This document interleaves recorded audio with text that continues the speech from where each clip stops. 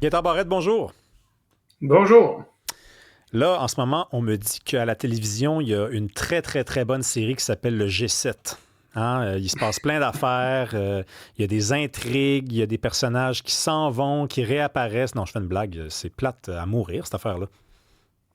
Oui, c'est plate à mourir. Et puis, comme parfois dans certaines séries télévisées, genre, c'est pas une série, mais genre le Super Bowl, c'est les annonces qui font le spectacle.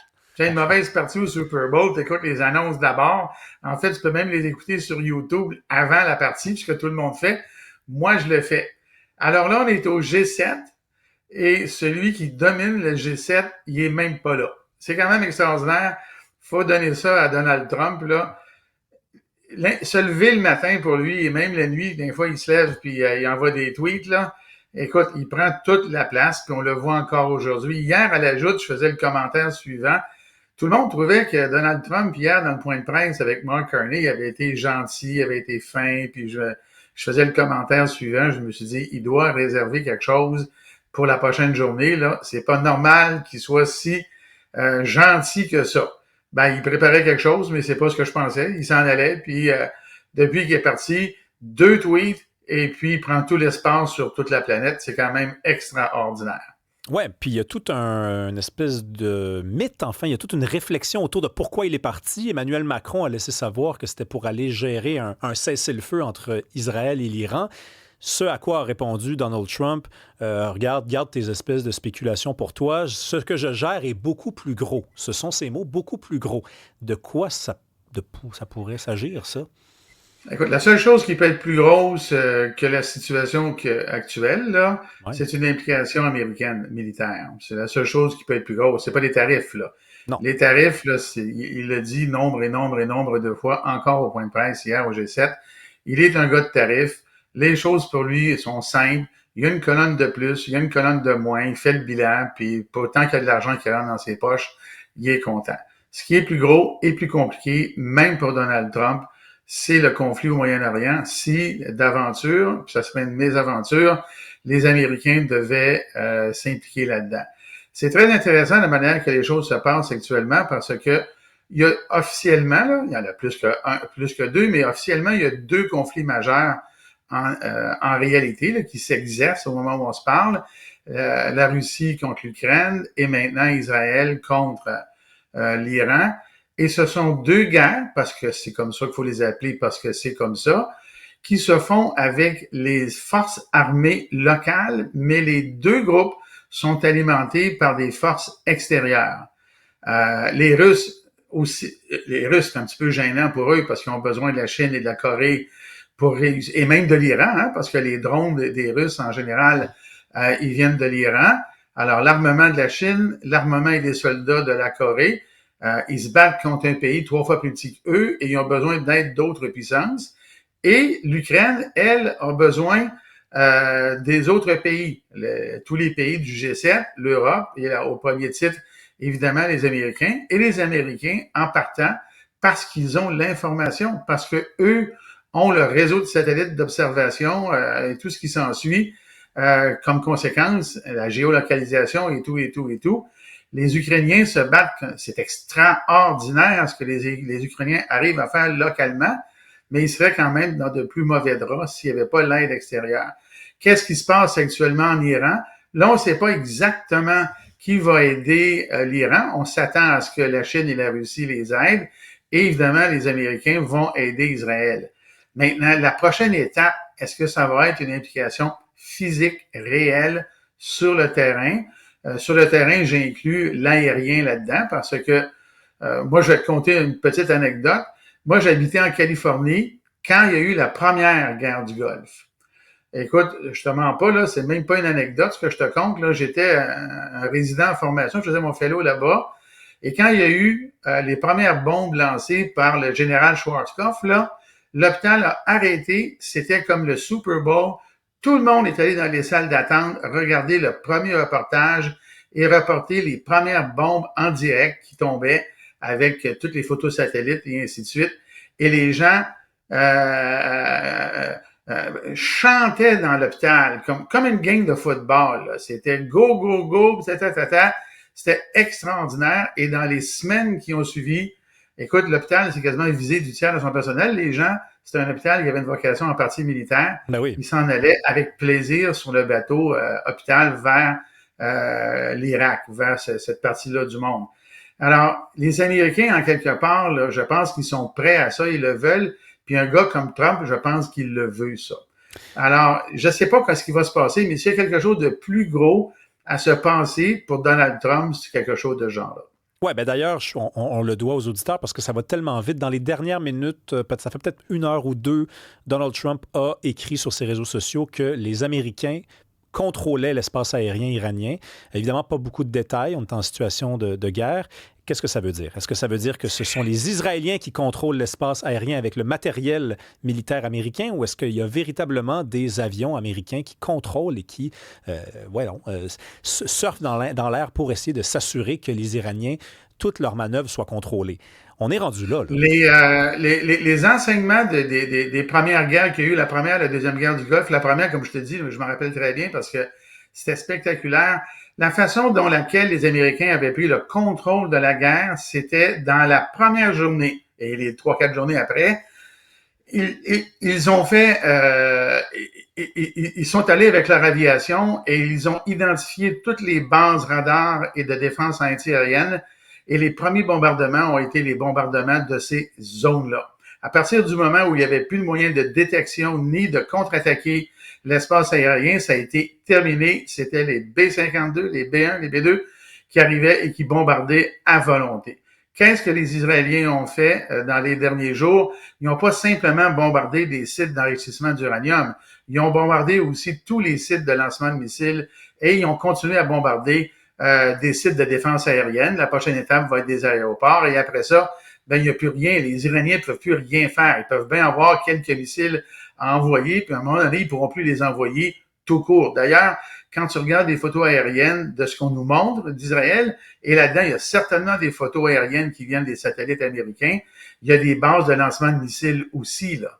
Alors, c'est ça qui est la réalité. L'espace aérien actuellement est peut-être pas contrôlé physiquement par des avions américains, mais il est certainement contrôlé collégialement avec les Américains et évidemment Israël. La suite, ben Trump, il l'annonce, là. Trump, là, quand tu regardes depuis qu'il est en poste, là, quand il fait des messages sur Twitter, il y a toujours quelque chose à décoder qui est pas très, très subtil. Rappelle-toi le tweet quand il a dit « Aujourd'hui, à 10 heures le matin, c'est une bonne journée pour investir. » Ben moi, je suis beaucoup ça, c'est la chose boursière, je suis à la retraite, ça m'amuse. Et je peux te dire une chose, là, ce matin-là, si tu allais sur la bourse, ben la bourse a bougé, là, mais d'une façon spectaculaire parce que les milieux économiques écoutent Trump. Qu'est-ce qu'il dit aujourd'hui, là, Trump, là? Il dit on contrôle l'espace aérien et il faut que le régime tombe et le chef, le guide suprême du parti, lui, doit disparaître puis on le tuera pas pour le moment. Regarde, ce n'est pas anodin, là, ça, là. Alors, c'est pas anodin. Dans l'échelle de Richter de Trump, là, ben, c'est une secousse qui s'en vient, puis il va y avoir un tsunami, parce que lui, il annonce ses affaires. Alors, si on ramène ça au G7, regarde, oui, il est parti, il contrôle l'agenda du G7 qui n'existe plus, en ce qui me concerne, hein, à part la petite annonce qu'il va y avoir en fin de journée qui va être sectorielle, là, on n'en connaît pas encore la nature, mais ça ne sera pas très spectaculaire. Là, ce qui est contrôlé dans l'agenda politique international, c'est ce qui se passe entre l'Israël et l'Orient, pas l'Orient, mais l'Iran. Ouais. Et ce qui m'amuse, ce qui m'intéresse beaucoup là-dedans, il n'y a pas beaucoup de gens qui en parlent, c'est la réaction du monde arabe autour. Et moi, je postule que dans cette zone-là du monde, il y en a qui sont tannés de cette situation-là. L'Iran n'a pas que des amis dans le monde arabe, là. Mais vraiment pas. Alors, à quel point aujourd'hui, il n'y en a pas des grandes puissances locales, régionales, qui seraient pas contentes de... Il y en a, je suis certainement qui seraient bien contents que ça se découse une fois pour toutes. Alors déjà, tout le monde sunnite est opposé de façon philosophique à la lecture de l'islam du monde chiite. Donc, c'est pas parce qu'on est dans la même religion qu'on ne voit pas les choses. Rapidement, Gaétan, j'aimerais ça t'entendre sur le sondage Palace parce qu'on m'a chuchoté à l'oreille que tu avais des informations concernant Pablo Rodriguez ou en tout cas la stratégie qui va consister à prendre le pouvoir pour lui en 2026. Écoute, là, Pablo Rodriguez, il a été élu par une faible majorité. On le sait. Le sondage Palace ce matin, j'imagine que tu as eu à en parler beaucoup dans ton émission.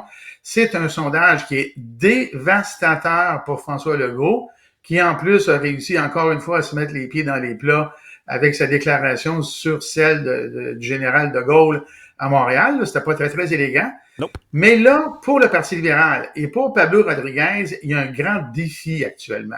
Et ça a l'air banal ce que je vais dire, mais ça ne l'est pas. Parce qu'il doit, lui, mettre en place son équipe. Alors, s'il veut que ça avance, compte tenu du fait qu'il est quasiment en période préélectorale, d'abord, il doit regagner la confiance du public. Le sondage est très en faveur pour lui, mais son équipe doit le suivre. Son équipe doit être derrière lui. Il n'y a pas un politicien qui peut tout faire tout seul. Une équipe qui baboune en arrière, là, ça fait des fuites, ça fait des commentaires, ça fait un mauvais climat et ça fait aussi en bout de ligne des mauvaises politiques. Alors, Pablo Rodriguez doit mettre en place une équipe et selon les rumeurs qui circulent, évidemment, il va amener son équipe. Et son équipe, et c'est là qu'à mon avis, qui est un de ses grands dangers. On va voir comment il va gérer ça. Son équipe, elle vient d'Ottawa. Alors, il a intérêt à faire quelque chose, des choses qui ne vont pas donner l'impression qu'il est une succursale du Parti libéral du Canada. Et dans le caucus actuel, dans la dernière élection en 2022, il y a eu de nouveaux candidats qui sont arrivés du fédéral, des gens qui étaient attachés de presse, attachés de politique, de ministres à Ottawa. Alors là, lui a un grand défi. Et en plus, ben, il y a l'équipe en place que lui doit mettre à sa main. Quand je dis mettre à sa main, c'est parce qu'évidemment, il va arriver avec sa vision du parti qui n'est pas nécessairement celle de ceux qui sont en place. Et je termine avec, par exemple, un cas qui est évident, qui est celui de Marie-Claude Nichols. Marie-Claude Nichols, là, elle avait été exclue du parti et Pablo Rodriguez l'a ramenée. Il ne peut pas la ramener en la mettant sur l'arrière-ban. Il doit faire quelque chose. Et s'il fait quelque chose, ça entraîne automatiquement un domino dans les officiers. Alors, il doit amener son équipe. Alors, il y a ceux qui sont sur les banquettes de l'Assemblée nationale. Il y a ceux et celles qui sont dans les coulisses, chefs de cabinet, recherchistes et ainsi de suite. Tous ces gens-là. Et il y a les fonctions de ceux qui sont en place. Et selon les informations qui sont très parcellaires, parce que je ne peux pas aller plus loin parce que j'en sais pas plus, Non, mais on te mais suit. je m'attends à ce qu'il y ait beaucoup, beaucoup, beaucoup de changements. Mais Alors, c'est j'ai hâte de incroyable. voir ça parce que ça va sortir essentiellement jeudi et dans les jours qui vont suivre parce que jeudi, il y a le premier caucus et Pablo Rodriguez, qui est maintenant sur une lancée, ben, doit maintenir sa lancée et lui qui se dit rassembleur, ben, ses premiers gestes vont avoir une teneur de rassemblage, on va dire, de rassemblement Ouais. qui va être à observer de très près parce que ça va conditionner sa prochaine année. Et Dieu sait si pour le Parti libéral, il n'y aura pas trop d'une année pour espérer revenir au pouvoir ou du moins se rapprocher du pouvoir. Merci, Gaëtan Barret. D'ailleurs, en passant, Pablo Rodriguez était au micro de Patrick Lagacé il y a quelques heures et il s'est fait demander, évidemment, de commenter le fait qu'il avait fait partie d'un cabinet plutôt dépensier et que là, maintenant, il arrivait au Québec et qu'il disait, voyons, il faudrait peut-être réduire les dépenses. Et il a dit, j'assume tout. Donc, ça donne raison à ce que tu es en train de nous dire, parce que s'il assume tout, ça veut dire qu'il n'hésitera pas à aller chercher des membres de son ancienne équipe.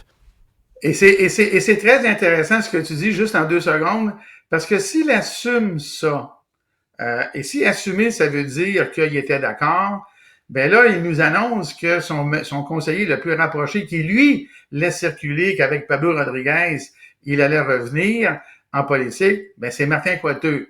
Alors là, on a le Christ et l'antéchrist des finances publiques. Ça va être assez amusant à voir. Merci, Gaëtan Barret. Au revoir.